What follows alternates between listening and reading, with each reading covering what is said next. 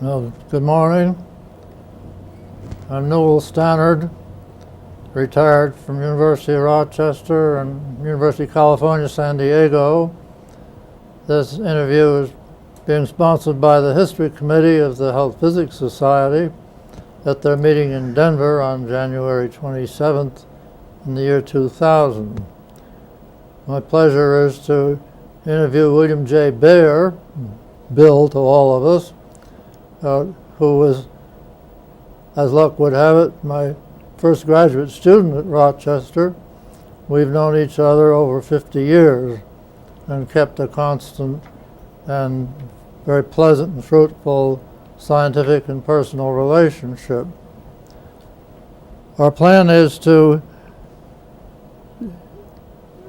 take up his really amazing career in installments, starting with the early days, meaning his boyhood and early education, then his time in the military, then his higher education, which came after he was in the military during World War II, and then his early career, which was almost entirely research, and then what we're calling the growth and development of his research, and then the managerial days, because like all good researchers, Bill began to be asked to do more and more managerial work, which he did with as much flair as he did his research. There are a few special incidents that we want to discuss, and then we'll discuss his role in the health physics profession and the Health Physics Society. And then if there's any time left, we'll look at some special subjects. Bill, could you tell me a little bit about your antecedents? I know you were born in Jackson, Michigan. Right. Well, first I want to say it's a double honor for me to be here today because first, it's an honor to be asked by the Society to be interviewed, and second, it's a tremendous honor to have you here doing the interview. So this is a tremendous day for me. Well, it is for me. As you're right. I was born in Jackson, Michigan, on Bastille Day, actually, in 1924. I remember one French holiday that way. My family were raised on a farm, and my father was a salesman, and that's the reason we were in Michigan. I should tell you a little bit about my family because I have quite a little bit of Native American blood in my body. My grandfather, my father's side, changed the spelling of my name from B-E-A-R to B-A-I-R before I was born. My mother always said that that was because he was an Indian, and in those days it really wasn't a very good thing to be known as an Indian. And then, interesting enough, later on I found out that my grandfather on my mother's side, his middle name was Ottawa. Mm-hmm. Now, why would anyone ever name a child Ottawa if there wasn't some reason? And just before my mother died, she said, "Of course, my father was an Indian." So you see, I have Native American blood on both sides of my family.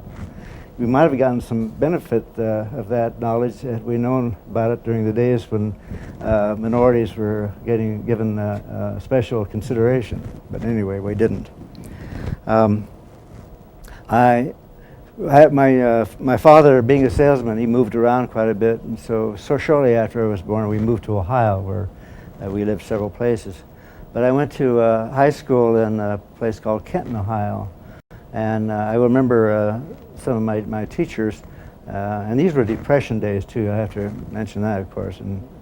But I had a chemistry teacher who was extraordinary, but looking back, maybe too extraordinary, because he allowed me to set up an experiment in the chemistry lab. It was a brand new building, and I wanted to distill some crude oil.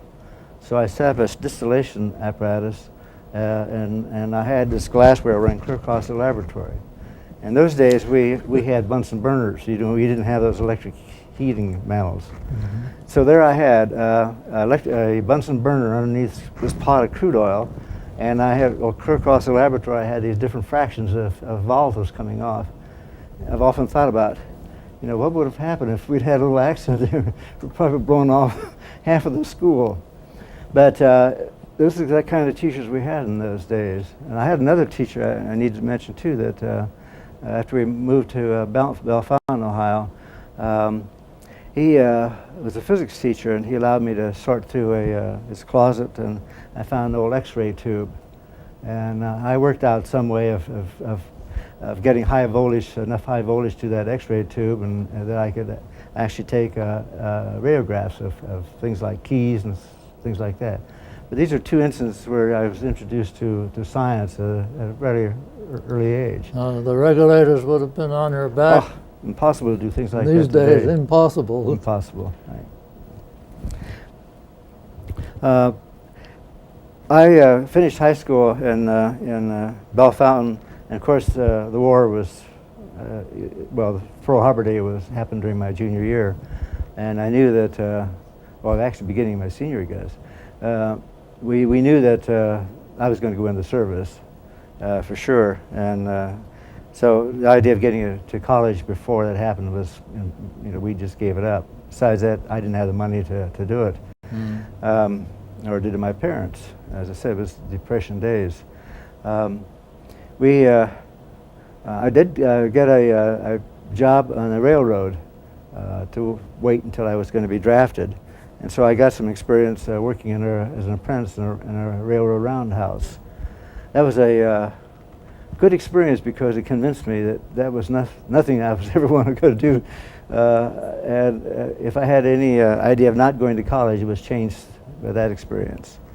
I did not want to be drafted into the military because I was sure I'd probably end up in the infantry. So I tried on 2 occasions to enlist in the Army Air Corps and in the Navy Air Corps. And each time I took the exams, my pulse rate went up so high that I didn't make it. So sure enough, I was drafted into the infantry. And after being in the infantry for about 6 months, I did take the Air Corps exam, and I got into the Army Air Corps training program. But then things began to change in Europe and the Pacific, and they decided to need more infantry than they needed airplane pilots. So I was shipped back to the infantry on the very day that I was supposed to start flying. But anyway, I spent 3 years in the infantry essentially, and I did have combat experience in Germany. And when the war was over there, I was in Czechoslovakia. And shortly after that, we were shipped back to the United States. And while I was I was in Fort Bragg, North Carolina, when they dropped the atomic bombs and ending the war. But we were headed in that direction because we were an amphibious trained infantry division. But instead of going directly to, we went to the Pacific, but we went to the Philippines. And as I've often said, I don't think I'll ever forget the sight that when we got near the Philippines, in any direction you looked, you saw nothing but ships. This was a tremendous armada that was being prepared for the invasion of Japan. And it gives you some sense of how many people would have been involved in that invasion, and how many deaths would have occurred if they'd ever had to go through with that invasion. But instead of coming back, since we were over there, my outfit was ordered into occupy Japan. So I spent about 6 months in the Army of Occupation. I didn't get to Hiroshima or Nagasaki, but I was in Tokyo. And Tokyo at that time was leveled almost totally. It was a terrible sight to see. The city had been burned so badly. Yeah. But when I returned in the spring, I'd been in almost exactly 3 years. This was in March of 1956. I had a few months before I went to university. So you're among the remaining people that are thankful that the atomic bombs were dropped, because they probably wouldn't be alive now if that hadn't been done. That's very true. In fact, I had an occasion to talk to Glenn Seaborg about that once, and I told him that, that he really saved my life by by discovering plutonium and getting the bomb en route. He said that he had a nephew that had told him the same thing. So there were a lot of us out there going through that same time of uncertainty.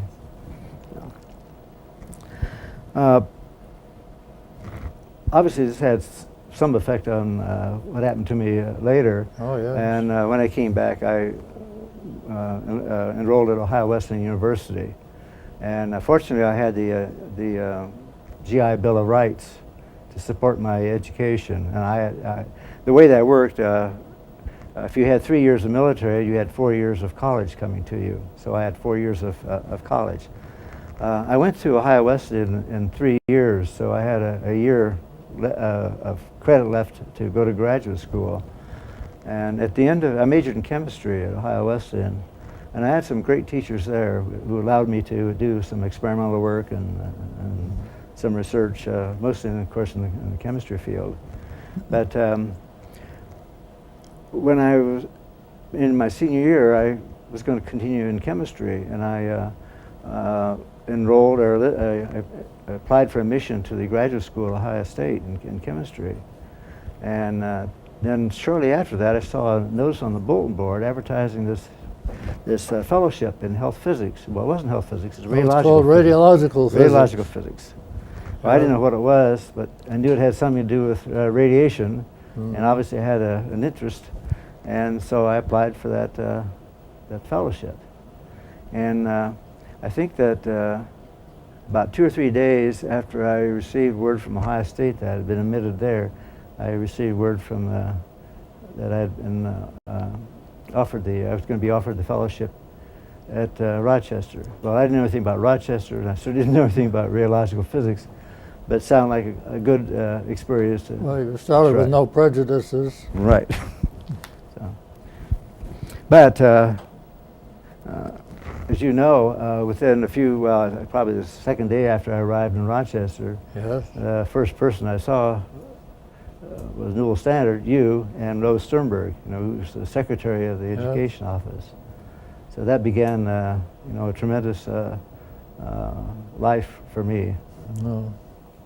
Me too. Well, I had a year of experience there in training for, as we call it now, health physics. And in the summer part of that program, the following summer, I spent at Brookhaven.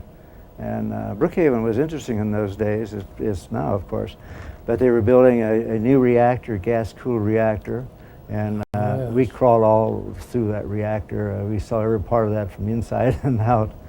They were also building a big accelerator called a Cosmotron, and for entertainment, we played softball, and I remember softball field was near the woods that surrounds that area, so we always had deer in the outfield.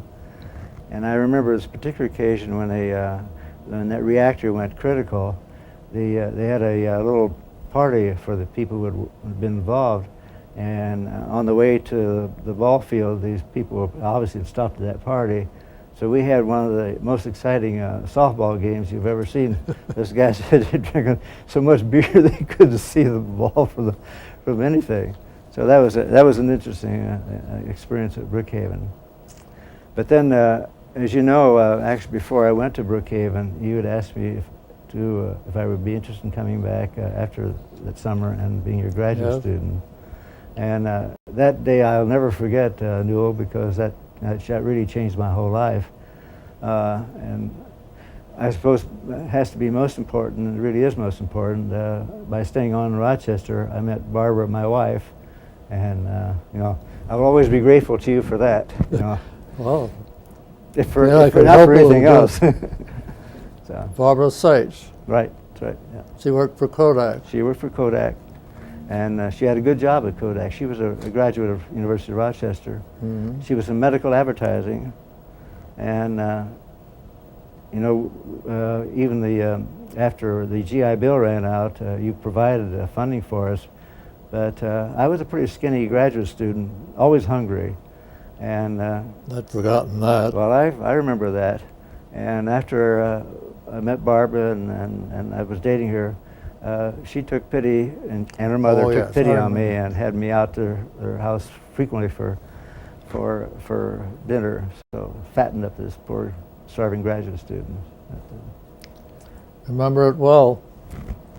Well, there's some interesting times during the graduate program. You know, I started out in physiology. Yes, the Because- program in radiation biology hadn't started yet. Right.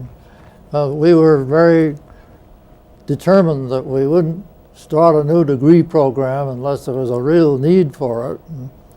So all our graduate students that went for doctorates had to get a doctorate in one of the conventional preclinical sciences, and you chose physiology.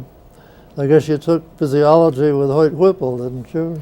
Well, Hoyt Whipple was he was my partner, lab partner, and when we took a physiology Yeah. lab, and you know, Hoyt Whipple was the son of the dean of the medical school, who was a Nobel Prize winner, and Hoyt Whipple had come back to graduate school after working at Hanford, Yes. and that turned out to be a quirk of fate also, because that's obviously where I went after I left Rochester.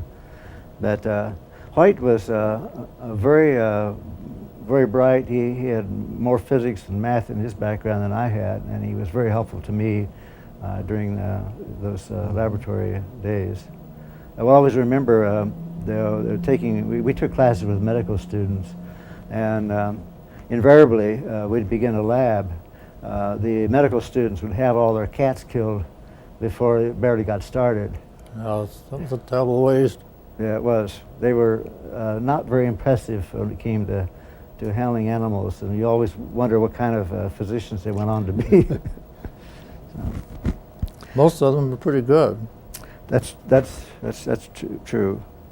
But you eventually got the radiation biology program started. Yes, we and, petitioned the graduate school. But I really enjoyed the year I was taking physiology classes. Respiratory physiology was particularly of interest to me, and of course that fit in well with what I was eventually going to do at Hanford. Well, what was your thesis on? My thesis was on we were interested in the mechanisms for radiation damage, and we decided we'd look at the physiology of the cell, and we used Baker's yeast, as you had already used in some of your work. And we were looking at the possible effects of radiation on disturbing the respiratory system of the yeast cell and other physiological phenomena. This was by measuring oxygen uptake or That was one of them. membrane transfer. We tried different means to listen to the effect. We found some minor effects, but I can't say that we uncovered a mechanism that is, can be looked at now as accounting for the radiation effects that You people did some other experience. things during those days that were quite contributory to your future career. I think we had a course in industrial hygiene, and you worked with exposure chambers for inhalation. And That's very true. Part of the health physics training program there allowed you to do those kinds of things. We had courses in toxicology. You had a large research program going on the inhalation of uranium compounds. And you had also work going on with polonium. So another thing you probably couldn't do now. no, I'm certainly not in the university environment. But those, all of that accumulation of experiences served well. As it turned out, it really affected my career path. As you know, when I finished my degree at Rochester, I had really two job opportunities. There was another one, but we didn't consider it very seriously. But one was to let's insert one thing. When you got your degree, you were the first PhD in radiation biology, and since there was no radiation biology program anywhere else in the world, you were and still are the first PhD in radiation biology in the world. I can't deny that. It happened. Well, When did you first hear of health physics? I don't remember whether we heard of health physics while I was still there or not. I don't know Well, whether... it was called radiological physics when you got the fellowship because the whole thing grew out of medical protection of patients and so on, and the measurements of dose in the medical profession. I don't think it was called health physics at Rochester nearly as early as it was in some of the other establishments. Partner. You know, I had some good lab partners. I had another lab partner that I want to mention. Of course, that's Bob Thomas. Bob and I shared a laboratory for about 2 years. He was also one of your graduate students, as you know, your second one, I believe, in radiation biology. Bob and I had some interesting discussions because his research was more applied and mine was very basic. So we had many discussions about the merits of basic versus applied research. And we've laughed many times since then about the fact that I ended up doing more or less applied research. Yes. And so that was a good time. Bob never left it. No, that's right. Before we leave Rochester, I do want to mention the fact that we had some outstanding people there. George Casseret, Leon Miller, whose brother was Mitch Miller, as you know. Yeah. And Leon introduced me to research there. I did a short project with him. We were looking at deamination of in the liver in rats, and had a paper already to publish. And lo and behold, somebody had already published it. You know, just as we were getting ready to submit the paper, it came out in the press. So that was a good experience, a negative experience. But John Hirsch, Bill Bair, those people all made significant contributions to this to radiation protection, and are very well known by everybody in the society. With Harry Blair. And Harry Blair, you bet. And of course, there was a different emphasis in those days. Almost everybody was doing laboratory research, in contrast to what's happening with a lot of it now that's not true. Laboratory research. That's right. Something else probably just as important, but it's not laboratory research. It's not laboratory research. But I have to mention one of the hurdles that the graduate students had to endure in those days, and I don't think they do that anymore, and that is you had to qualify in 2 languages. Oh, yes. And I think the language department had control of these tests, and as such, I think they delighted in feeling that they had essentially control of who got the graduate degrees, because just by pass or no pass, you got your degree. Yes, you didn't get the degree without passing those language exams. Fortunately, I had taken German, so I had no problem with that, but I had never taken French. And I remember you gave me a book on Louis Pasteur to read to try to learn French. And I spent my noon hours for months learning the French vocabulary so I could, and because of that, I actually passed that exam the first time, which was almost a miracle. I think you're right that the language departments like to have their day in the sun. Well, it was certainly rumored that they were delighting in having that control. Well, as I started to say earlier, when I got ready to leave Rochester, you wanted to say something? I was going to ask you about your career plans. Okay. And how you got to Richland. Well, I was looking for something basic research, obviously, and I went down and interviewed at Oak Ridge under and Alexander Hollander, who was very famous in the radiation He was biology. head of the biology division. Right. And I also interviewed out in Richland, Washington, at the Hanford plant. And surprisingly, both Hanford as well as Oak Ridge had a opening in basic research. But I actually chose Hanford over Oak Ridge for 2 reasons. One, I felt that if I went to Oak Ridge, I really would have learned a lot because I would have been working with Alexander Hollander directly. But I also felt that I would essentially be his technician, at least for a while. But that would have been a good experience. But perhaps the real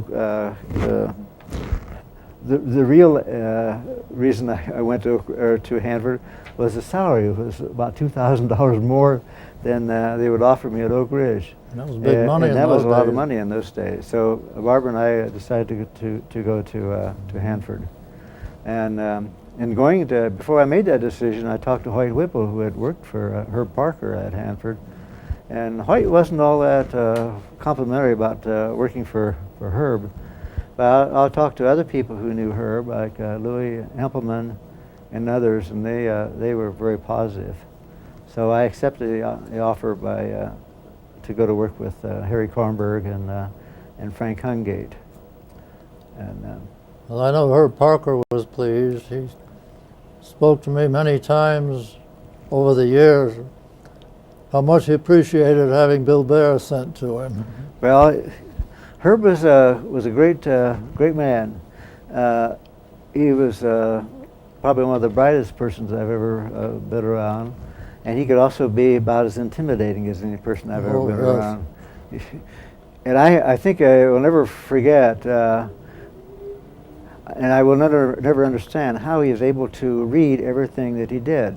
I'm sure he read every paper that came out of that laboratory, and it was not uncommon to get a phone call from Herb questioning you about some piece of, some item in that manuscript, and you better have an answer. So, but the other people at Hanford, we'll get to those. But first, I'd like to show this picture. At the time I went to Hanford, the operating contractor was General Electric Company. And if you look at the center of this picture, it was taken shortly after I arrived there, you'll see the man standing at the table giving a speech is none other than Ronald Reagan. At that time, Ronald Reagan worked for General Electric Company, and I think he had maybe a radio show. It was General Electric Theater or something like that.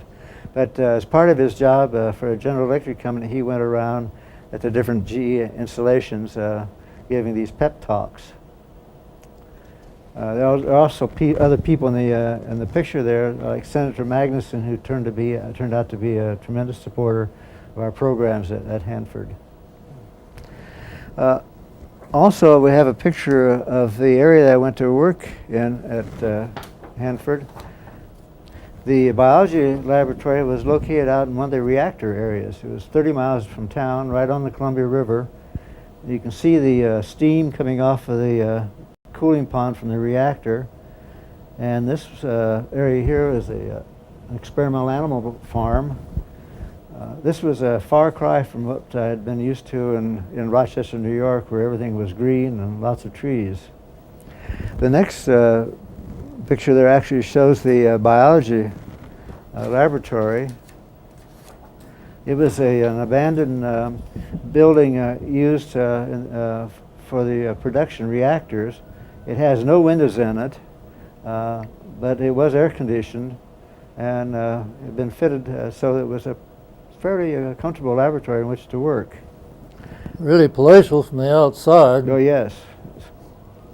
But frequently on the way to work we would see coyotes and deer and eagles and all kinds of wildlife, so it was not an unpleasant drive. One of the positive aspects of Hanford were the people that were there, and I didn't realize at the time how great they were. For example, there was I think Leo Beustad, he's shown in the first picture there.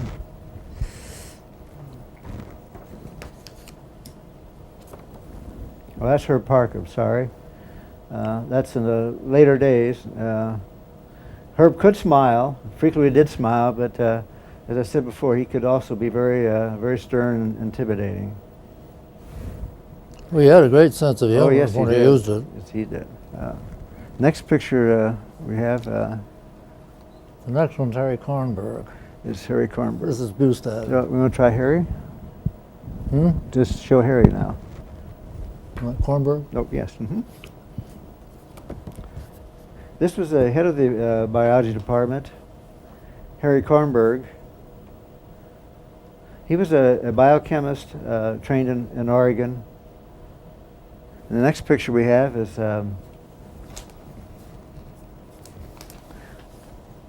Leo Beustad. Leo Beustad managed the experimental animal farm. He later went on to be dean of the veterinary school at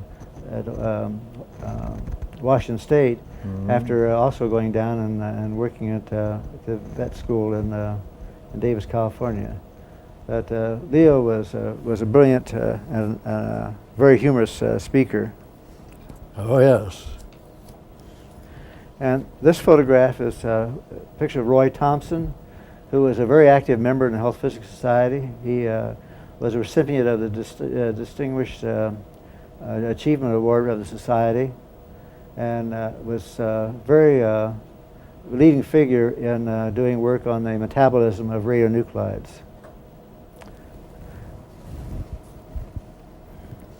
The facilities I had to work in there, as we saw, were not what I was used to, and we can get to that in a minute, in Rochester, but they were very utilitarian. After I'd been at Hanford for a couple years doing fairly basic research, trying to determine whether the transmutation of radioactive elements inside of a cell would actually result in an effect of some kind. Worried people a lot for a while. And we had some, our results were mixed. We never really were able to reproduce. Our results were not conclusive. I still think there's an effect there, but it's probably insignificant compared with other effects such as we know about today. But after 2 years, Hanford was it was a godforsaken place compared with Rochester, New York, where my wife was raised. So I had essentially promised her that we'd go back to God's country, back to civilization. But I said we had to stay there for 2 years. And so towards the end of the 2 years, I had an inquiry from the University of Illinois to go there and start a radiation biology program. And we went for an interview in August when the allergy problems were the worst. And as it turned out, it was the best time for us to go there because we were so miserable that we had no idea about taking that offer. And when I returned to Hanford, Harry Kornberg offered me the position of the managing of the inhalation toxicology program, which was just getting started because the person who had started that program, Ralph Wager, had died. But an interesting aspect about that is that probably about 6 months earlier, Bob Thomas had come out for an interview. Roy Thompson was interested in bringing Bob Thomas on board to work in his metabolism group. And Bob decided not to do that. And I've thanked Bob many times for his turning that job down, because if he had been there, they would have offered him the job of managing the inhalation toxicology group rather than me, because I did not have the background experience that Bob had. He would have been a natural for that. But I was selected because I had been in Rochester, and they were hoping that some of it rubbed off. It did. Well, I hope so. Anyway, it did. So. But after 2 years, we decided to stay on Hanford, and I began working in the inhalation toxicology group. I guess that 2 years about the right time to get used to it and decide. I think that's right. After 1 year, you're ready to leave, but if you can make it for another year, you've got it. You're okay. But the next picture shows the laboratory that I inherited when I took on this inhalation toxicology job. It's an old hutment. And we were able to refit the inside of that laboratory, that old building, to handle very high concentrations of radioactive material. We had a HEPA filter outside here that would filter the air exhaust from the laboratory so we didn't contaminate the environment. We worked in that building for a couple of years, and I finally was able to get the AEC, the Atomic Energy Commission, to give us money for a new laboratory, which was in addition to the experimental animal farm. We had a space there for 9 dog runs, and we had 18 dogs in that facility. and we had laboratories and a place to expose the animals. Were the dogs stuck out there all the time? No, the dogs had inside quarters where it was air conditioned. Oh, I had see. heating. They were very comfortable, and the runs were quite long, so the animals were not confined in cages. But as the program expanded, we needed more space, and we were truly desperate. So I had a pad poured behind the building. I put up some cages. Well, they were really runs, but made out of chain link fence to house dogs. We put barrels out there for the dogs to sleep in. This was in the spring, and then as it got warmer, we had to put some shade over the animals. And then later on in the fall, when the winds began to blow, we put I had carpenters come out and they put walls around this area, and then and a roof. Then as it got colder, I said, well, we have to get heat, so we put heat in there. Then the next spring, I said, well, this has got a roof on there. The air's not getting in there. Those animals are going to be too warm. So we had air conditioning installed.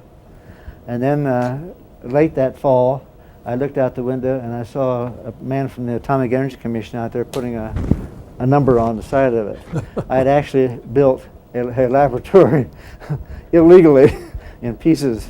Simply out-of-pocket change. That's right. So that's one way of getting things done. I never had to do that again, fortunately. But when we began the inhalation work there, I don't think anybody had actually exposed animals to aerosols of radioactive materials. The earlier work had been done with intratracheal injection of the materials. That is true with plutonium. Well, I'm not sure even when I left Rochester you'd actually use aerosols of, except for uranium. Yes, the uranium work was dust. Yes, but not. I don't think you'd used anything like plutonium or. Had Wager already found an effect of plutonium? He had used some. He intratracheally injected some plutonium and ruthenium, and found the first. I think the first lung cancer caused by plutonium, and this was in a mouse. I think he had maybe 1 or 2 in that experiment. So we felt that that doing it this way was not natural, that you had to really breathe the material if you're going to understand and determine whether effects occurred. So we had to essentially develop the technology. We used a lot of the ideas that had been developed at the University of Rochester, and we had to miniaturize them because we were working with plutonium and very highly radioactive materials, and not in the quantities that you were working with in uranium. You had pounds of uranium in those chambers. We had amounts of plutonium you could barely see. So we had to miniaturize all of this equipment in order to Not be enough to kill all the rats in the colony. Right. But anyway, we had to develop this technology, and Don Willard, I gave him an awful lot of credit for this because he was a true Rube Goldberg. Many of the things he developed would never pass engineering. That's Don Willard? Don Willard.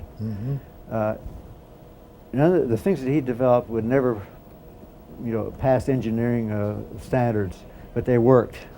And we were able to achieve the objective of our program, to expose animals under controlled conditions. This is a picture of a chamber that we used to expose rats to these radioactive materials. We would put rats into these holders and shove them into the center cylinder, and then we introduced the aerosol from the top. The next photograph is a chamber that we designed to expose our dogs. The reason we used dogs was we had to use animals that would help us extrapolate to human being. Rats and mice have their place, but you really need a larger animal. And work had been done on dogs already in other laboratories, so we selected a big old dog. We put the dog in the chamber here. He's trained to sit there with the mask on his face, and he inhales the radioactive material that's passed through the chamber there. Then the next picture shows Try to move it so it won't reflect. Here we are. And what's this, Bill? This is a. So I have to start talking now?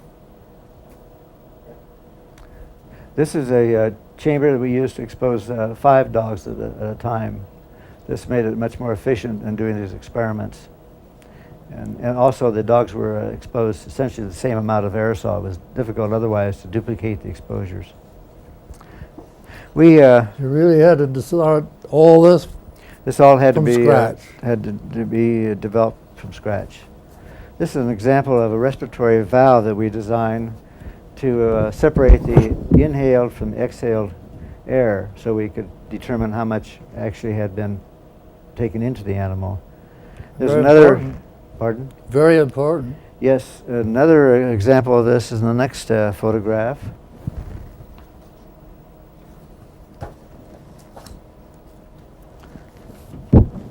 This is a rotary type where the other was more linear. These were beautifully machined by the people on the plant, and that is one of the benefits we had working there, because we had tremendous support from very expert technical people. These pieces of equipment work extremely well, except for one thing. When we began to expose animals to fairly high concentrations of plutonium, the plutonium would deposit on the valves. Oh, yes. And they would actually freeze up. This is an electrostatic precipitator that we use to collect samples of plutonium and other aerosols. And this also had to be miniaturized because you could not collect large samples. We had to collect samples on a very small disc that was put into an electron microscope.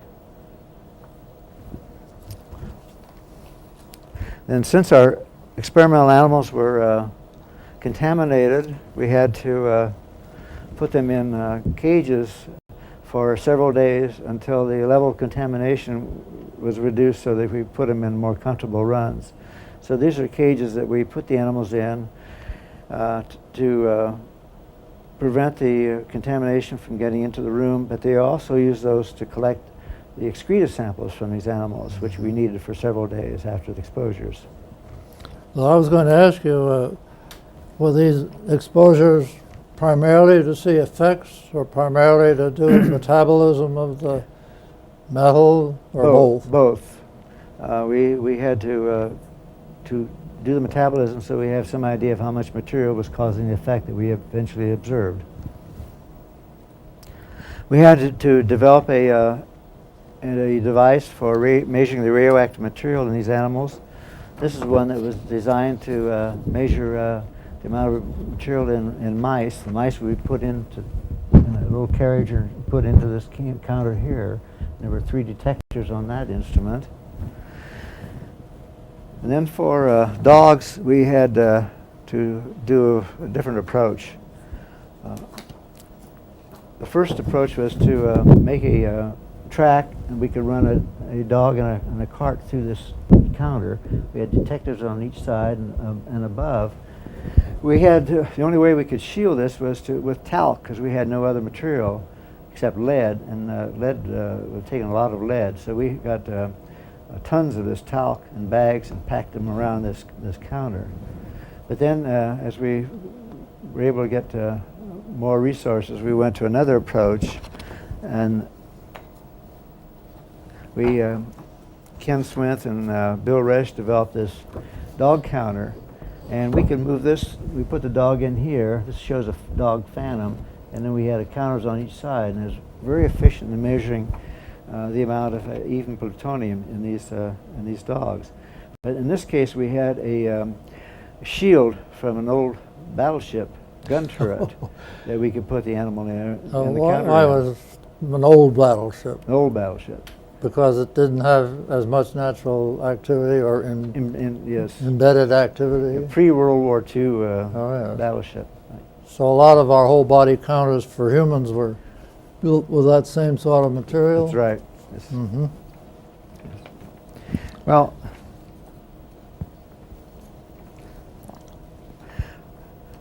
I think I'd like to mention some of the people who were responsible for these programs. The Atomic Energy Commission had Dave Bruner and Bill Lutz there, who were very proactive in developing these inhalation toxicology programs. Bill Lotz eventually was able to get to different labs working together, and we met several times a year, the Rochester people, eventually Lovelace and others, exchanging ideas, and well, it was very important because we were developing everything from scratch, and anything we could share was very beneficial. There was a budget problem, though. Oh, yeah. And we had limited resources in these early days. I think my budget when I started that program was something like $30,000, and mine was 500. My salary was a fourth of that. So you can see what we're dealing with. But I have to mention one of my experiences with a political situation. As you remember, back in the late 50s, early 60s, the government, the Atomic Energy Commission, and the military were thinking about developing nuclear-propelled aircraft. Yeah. They would have reactors in airplanes, and they were essentially unshielded reactors, and they would spew fission products out the exhaust. They were also developing nuclear-propelled rockets, Yes. for space and also for military use. This raised issues about hot particles and what would happen if these things were spewed all over the environment. So the AEC, the Atomic Energy Commission, decided they needed to expand the program. And unbeknownst to me and my naivety at that time, I thought we might have an opportunity to do that program at Hanford. But instead, I believe they had already had an arrangement worked out with Lovelace Medical Foundation to put the program down there because Randy Lovelace had participated in the program during the war in in aviation and solved very important aviation questions. And I think that it was a kind of an agreement there that they would send them a Gentleman's agreement. Right, send them a post-war program, and I think it was that fission product program that was sent that direction.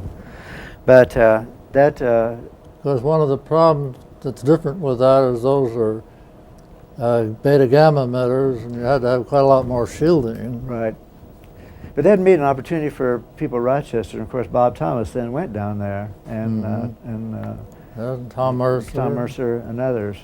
And in the long run, I think that was a good move because it was a good collaboration that we were able to develop with that laboratory. But it probably did siphon off funds from your program. Oh, it did. And most of our plutonium work from that point for the next 10 years came from the Air Force. I see. The Air Force was interested in knowing more about plutonium, and the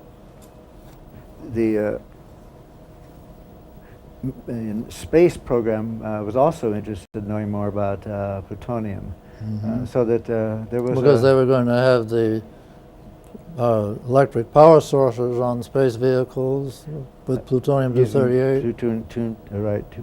Plutonium-238.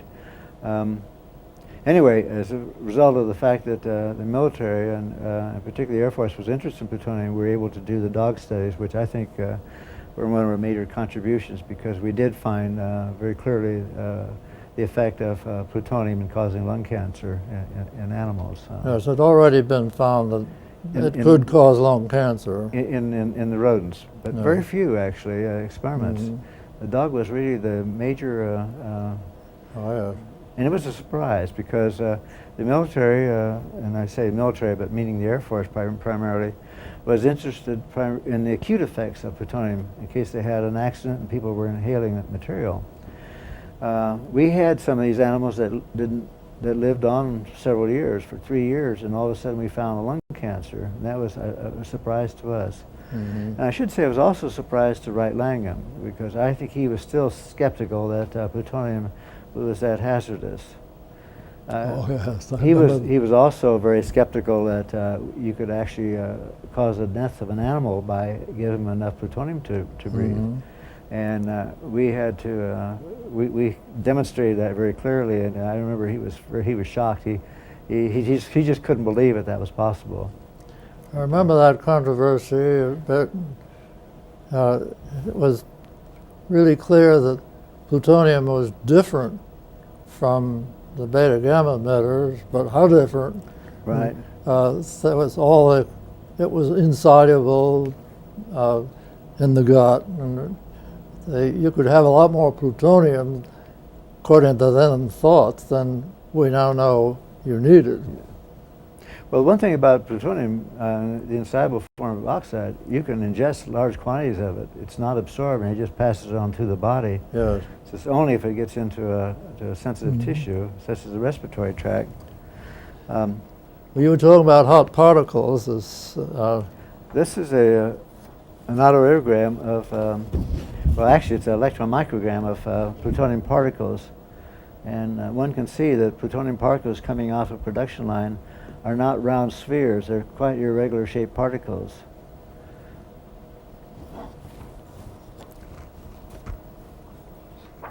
And when you allow an animal to breathe that material, and then you take a slice of tissue and expose it to a film, you can see the tracks and the places where these plutonium particles are deposited. This shows plutonium in the lung tissue, and this is plutonium in the lymph node tissue. And that was another finding in our studies that really had not been explored, and that was the accumulation of insoluble materials like plutonium in lymph nodes. And that technique was developed by Chuck Sanders in our laboratory, was to take the electron micrographs and put film on it, and that way you could get some idea of the number of tracks that would come off of that plutonium, and you could get a measurement of the actual quantity of plutonium in that material. Finding these things touched off another controversy, didn't it? That some people thought that hot particle was a lot worse than the same amount of radioactive material uniformly distributed. And it took a lot of work, a lot of it done by you and your colleagues, to show that the uniform distribution was actually more hazardous than the hot particle. It was interesting when this hot particle issue came up. We felt our data was pretty clear, but we had not really done an experiment to test that hot particle thesis. So we were maybe 95% sure that we were right, that the distributing that source was more effective in causing health problems than having it concentrated in a few small particles. But it's been gratifying to see the experiments done since have proven this to be correct. But it still comes up, and hot particles on the skin, and people get very excited. I was going to mention plutonium-238 too, because back in the early 60s, actually Merrill Eisenbud visited the laboratory, and he saw our plutonium work, and he said, well, why don't you try plutonium-238, because it's a much shorter half-life.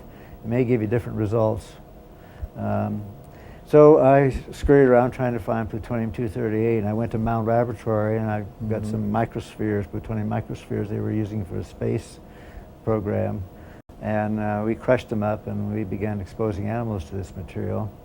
And interesting enough was the fact that plutonium-238 did not behave like plutonium-239 oxide. No, that was a surprise. It was much more soluble. It accumulated in the skeleton and did not stay in the lungs like plutonium-239 oxide. And I remember going to the Pentagon to talk about our results, and I remember seeing these high officers. There were generals there, and colonels, and admirals, because they were interested in plutonium-238 because it was part of their weapon program.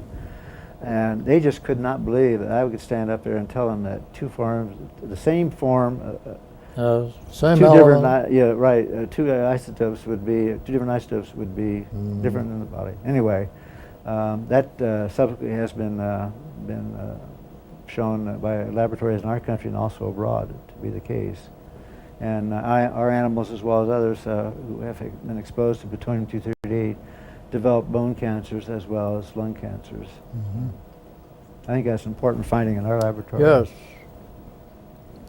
Well, with these developments, it began to run out of space again. Right. And So we were able to talk the Atomic Energy Commission into building a new laboratory for us closer to Richland. It was right on the Columbia River, and we had a large area out back here for our dog runs and for pigs, which were also part of our program. oh, yes. You were out in the country, so you didn't hear the squeal. This was another example of where I learned about the power of politics. The building was approved, and it was almost ready to be built, and all of a sudden President Reagan, and we show a picture of her here, froze the funds. And one of the local politicians was in my house for a social evening and asked me how the building was going. And I told him what had happened. And he said, well, he's going to be in Washington next week, and he'd see what he could do. Well, by the end of the next week, the money was freed up, and we got our building. Just that easy. I This, guess that's a lesson we scientists learn with difficulty. You're right. This is an X-ray, a radiograph of a dog. I might want to put the dog in this. I got it right side up. Yeah, that dog there. And this shows a lung cancer developing in this area of the dog lung. If you had a pathology staff to help you with all of We this? did. First, Sid Marks was our pathologist, and then later on we hired veterinary pathologists to work with us. I'd like to just say that all this work was a team effort, and I have to give a lot of credit to people like Lou Temple and Jim Park and Owen Moss and Chuck Sanders, Bruce Stewart, also a Rochester graduate, who developed these things. They did the work, and as you know, I received the Lawrence Award for a lot of this work, and I always felt it was really unfair because it was a team effort, and these people deserved to have the recognition as much as I did. So I've always been uncomfortable with that. That was not it's not the way it should be. But Well, I know that's it the way is. you are. Well, I know that happens, but it isn't always the right way. Mm-hmm. Well, by this time you were kind of off into being a manager as well as a researcher. You had a lot of other programs. Well, I did, but from then on, as far as I was concerned, it was downhill in a satisfactory sense, because it's a lot more satisfying doing the research than it was getting into management. But that happens. And I think that several management positions I had, which include managing the biology department and managing the program that DOE had in the laboratory, I think the best position I had was at the end when I was manager of the center, of the Life Sciences Center, because at that point I had the responsibility for the health physics people working at Battelle and their programs. And also ecology? Well, I didn't have ecology at that time. No. That came later? That was earlier in a program sense, Oh. but they did not have management responsibility for those people.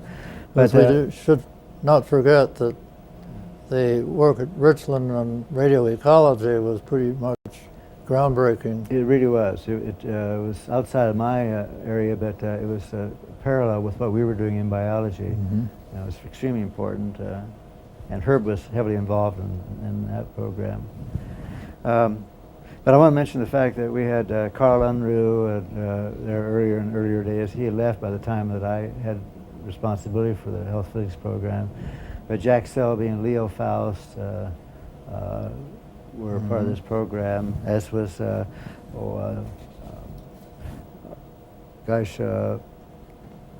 hard to think of, Tony James, John Johnson, Oh, yeah. Jack Fix,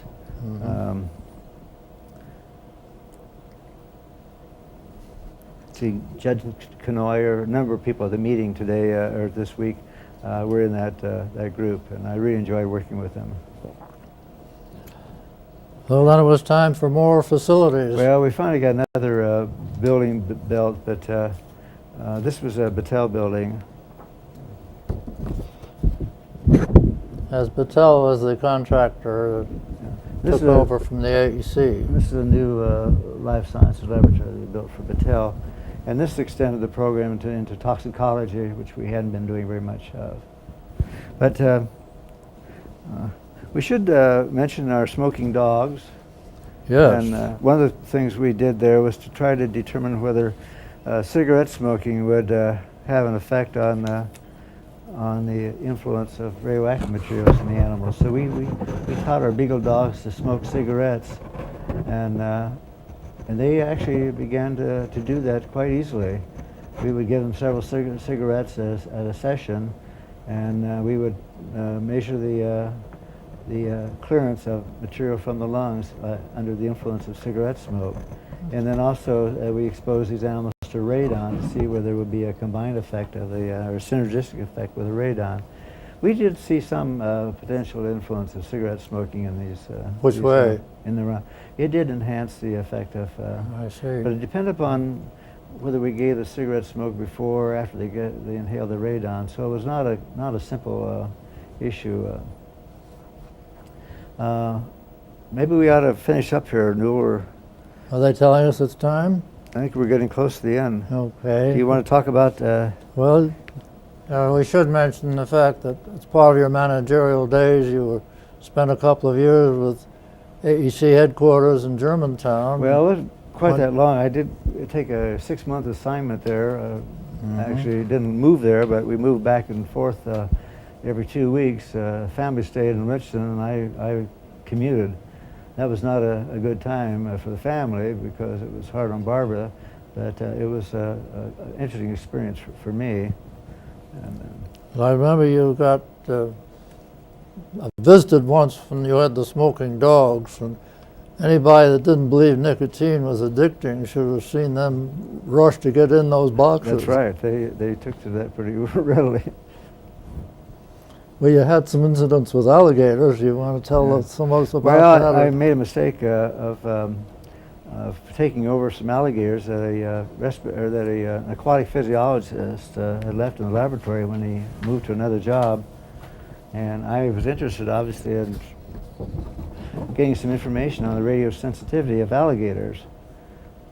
The only problem was that these alligators had a propensity to head for the Columbia River, and we didn't fence them in very well. And one morning we went out to find the tracks leading down to the Columbia River, and we made a mistake. This was back when General Electric was still there. We made a mistake of confessing this to the public relations people, who said, well, we might as well let the public know that there might be alligators in the Columbia River.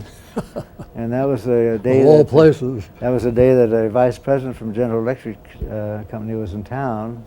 He saw this. He saw the price or the sales of refrigerators going down the drain, and he jumped on Wilford Johnson, who was plant manager, who jumped on Herb Parker, who jumped on Harry Kornberg. Who jumped on you?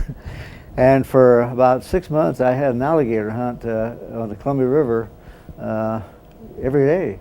And we eventually found all but one or two alligators. I think there was one control and one irradiated alligator that was still unaccounted for. It's surprising they survived in that cold water. Well, I don't think they did. I think the water from the reactor was quite warm when it went into the river, so they were along the shore. Oh, That's the reason we found them. Oh, yes. Well, we've discussed research a lot. There's other things we need to do because Bill had a very varied career, and his time with the Health Physics Society and the profession we should spend a little time on.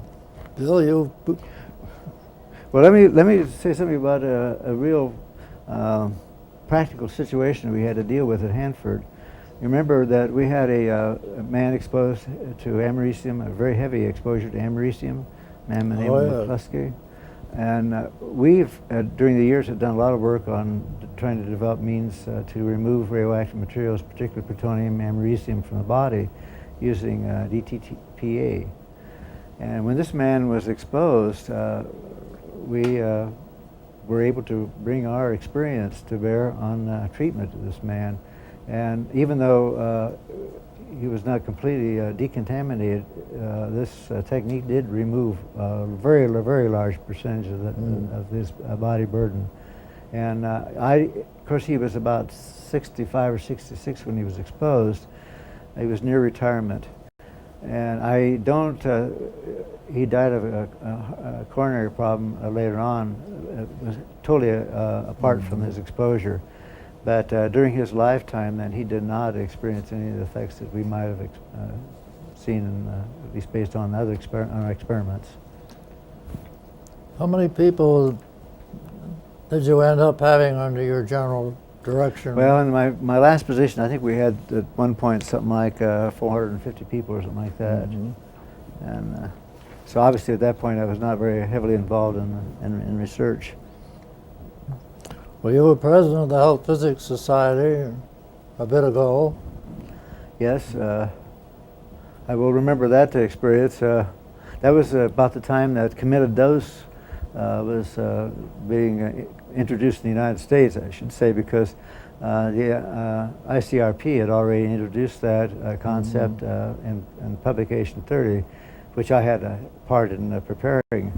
But at that meeting, in which I was president in the business meeting, this issue came up, and it was a somewhat volatile discussion between the pros and the cons. Committed dose versus annual dose. Right, and it led for some excitement because neither side would give. I was sort of on one side because I had been involved in the concept earlier through the ICRP. But I tried to stay neutral. I don't think I was very successful. But. Well, you were quite active in the Columbia chapter, too. Well, initially, when it was first formed, I was. And it's actually, like all these chapters, that's how you get introduced to being participants at the national level. And, of course, they're the ones who nominate you for office, and they obviously nominated me or sent my name into the nominating committee for the board of directors and eventually for the president-elect. The Columbia chapter is one of the most active chapters, I think, in the society. They're very effective in getting their members recognized by the society with various awards. Well, you've been on numerous committees of the National Academy of Sciences and the AEC and IRDA and the EPA and NCRP and ICRP and others. Any of those want to highlight? Well, I think the ICRP has been very satisfying because I did participate in the publication, preparation publication 30, as you know what that was, all the annual limits for workers.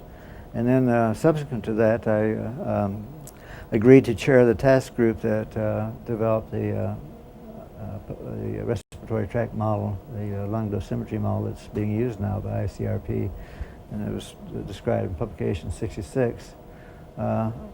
Even though it was just mentioned yesterday that they're going to prepare a new model for, well, it's a model for dummies, a lung model for dummies.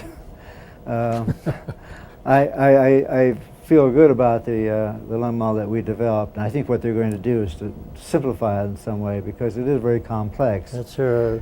But I've had many people tell me that model is excellent, and many had many compliments on the report. And I have to say that I was a manager of that activity. That report was really written by some very, very talented people.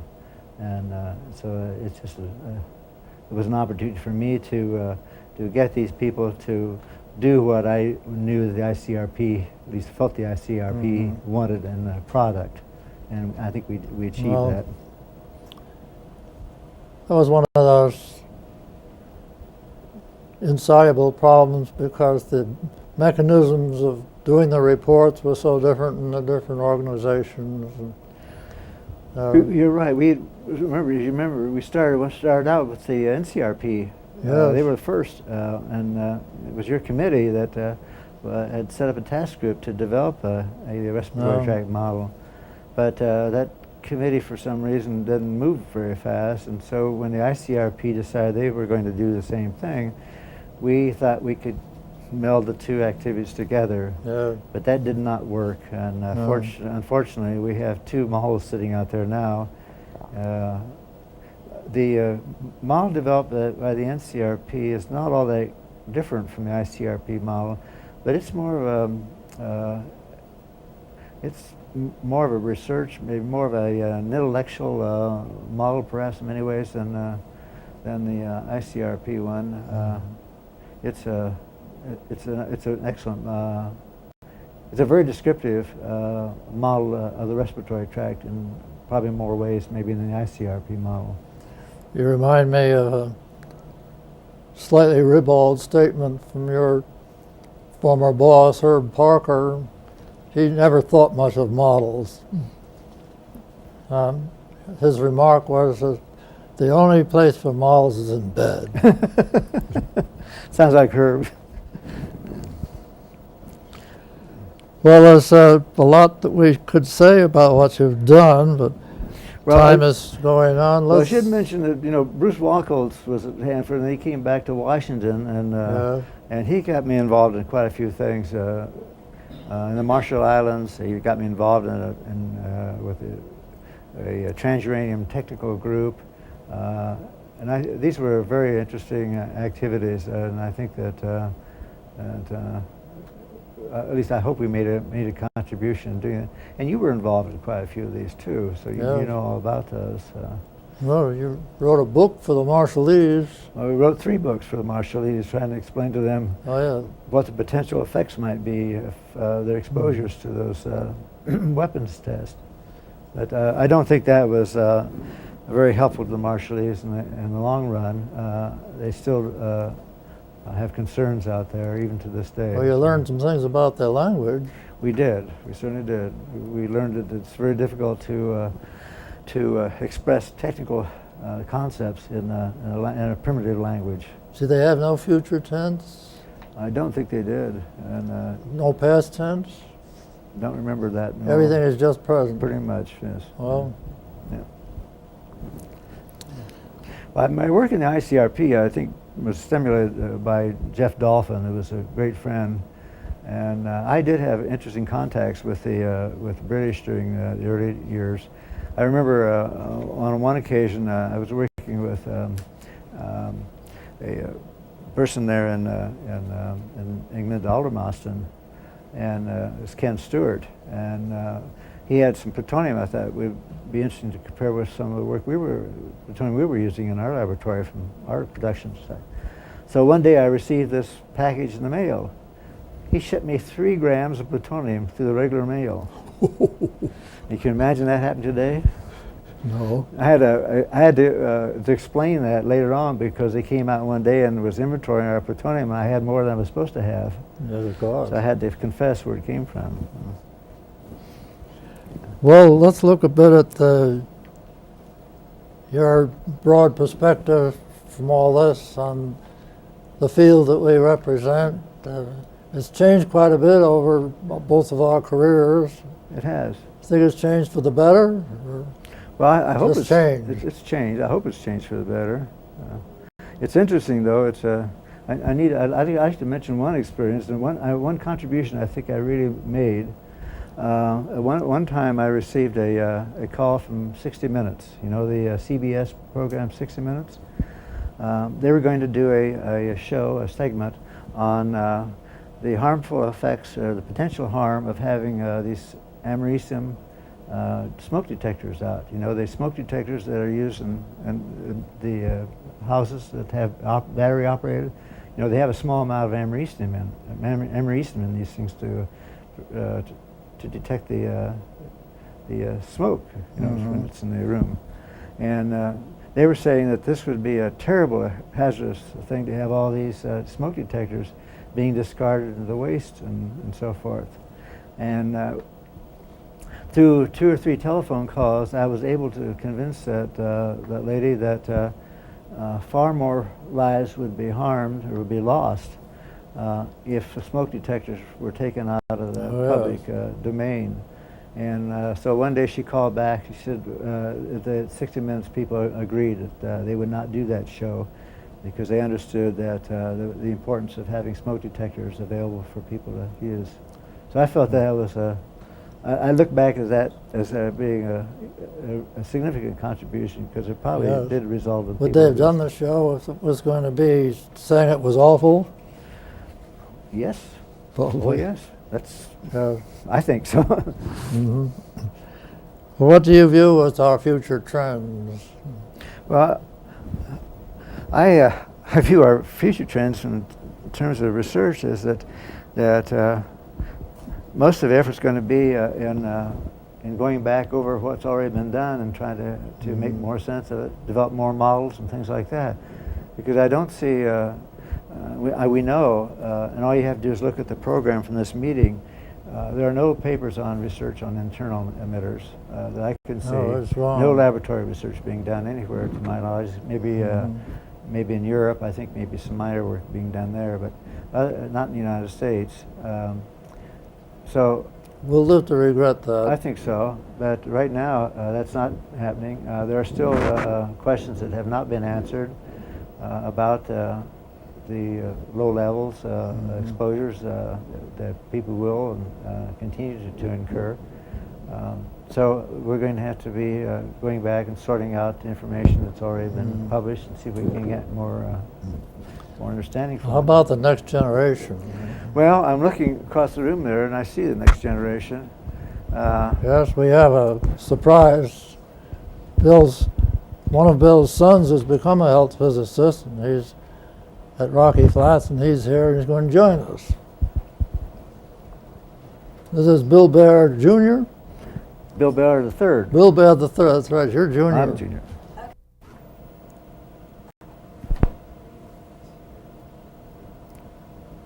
Okay. As you know, Newell, we have three sons, and all 3 of them are in science. That's great. It's unusual. And it is. You know, Mike is a vice president of Boeing, and Andy has a PhD in electronic materials, and Bill went into health physics.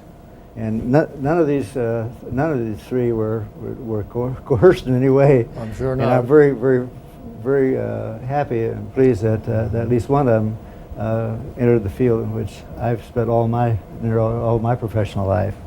So Bill is here with us today, and I think he can tell us more than I can of what the future prospects are for the field. He's out. He works at Rocky Flats. He can tell us what he's doing and what he sees. Well, right now, for a while, I thought that health physics was going to be a 2-generation occupation. It really looked bleak for a while there. That, from an operational standpoint, there would be much of a future for anybody continuing in this occupation. But as we proceed into the D&D field, I'm starting to see a lot of opportunity, and also with some of the changes in the energy perspectives or prospectives for the future, I think the nuclear field will probably start to re-emerge as a viable option, and that'll open the field up. I find it somewhat ironic that the school that I got my degree in has lost its program, and it seemed like that was kind of a teller of the profession for a while there. A lot of the schools are shutting down their programs, and it seems like there aren't that many producing health physicists to support the future needs. So, Where did you get your degree? At Arizona State University. When was that, Bill? I went there from 1984 to 1986. Well, Bill's had experience at Hanford before he came to Rocky Flats. I see. And your experience at Hanford was somewhat different from what you're experiencing here, I think. Yeah, in fact, that's how I got introduced into health physics. Is I started out as a chemical technician, working in glove boxes and things like that, and then had the opportunity to take on a position in the breeder fuels program and started doing some health physics type work there. And all along, Dad had been encouraging me to pursue a career in health physics, and I kept saying, no, that's what you do, I don't want to do that. But then once I started doing it, I really found it to be a very intriguing field, and it's day-to-day excitement. So the challenge is to find an opportunity that gives you the field experience, the day-to-day floor-level health physics, and the technical side of it. You can't. It seems it's hard to blend those two opportunities. I suspect computers are integral. Yeah, they've made a big difference. We use a lot of computer codes and things to do those calculations and shielding calculations and other things. And you look back at the old photographs and see the Enrico Fermis and people sitting there with slide rules calculating critical masses for reactors, and it's just absolutely amazing that those guys were able to do what they did with the tools they had to work with, and him too, for that matter. It's been kind of a enjoyment for me in my career is I keep kidding him that I'm making practical use of the things he's been working on all of his career, and I think that's very true. A lot of the internal doses that we work with and the exposure values and limits that we work to are the things that came from his research. So it's kind of rewarding for me to be able to see how that effect has been implemented. Well, very satisfying to me too. Oh, yes. To have this close hand association with someone who was using things at that time I didn't think were all that important. You know? Well, it looks though the future is in good hands. Well, I have no doubts about that. We'll find out. Well, it's been a great pleasure and an honor for me to question Bill and introduce his son. I think you can see that there are many ways to approach our field and many ways that it can be both intellectually satisfying and a pleasure. Thank you. Thank you. Thank you.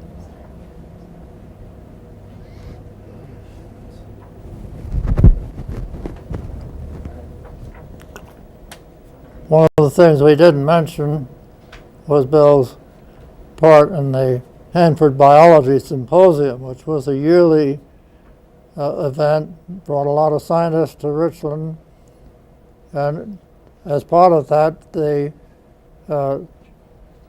lead-off lecture, or the primary lecture, was named after Herb Parker, called the Parker Lecture. And this is a picture that Bill will tell you about.